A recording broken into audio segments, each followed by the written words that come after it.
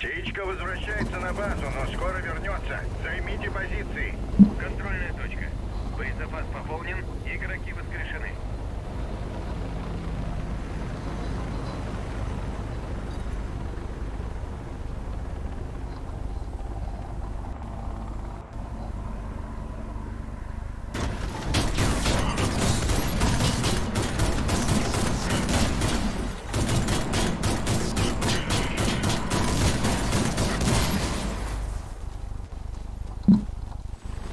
Приготовьтесь к атаке с воздуха. Вы знаете, что делать. РПГ в ящиках рядом с вами. Уничтожьте врага.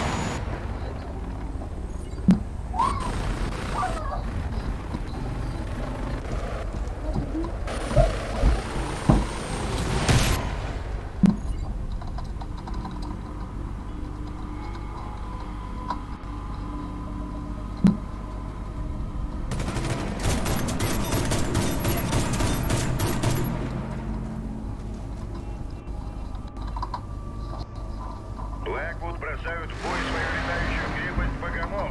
Кроме названия мы о ней почти ничего не знаем, но будьте уверены, она напичкана новейшим вооружением.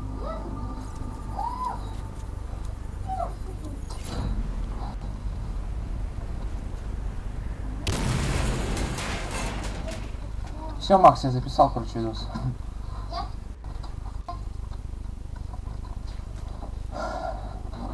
Так, сейчас установлю запись только.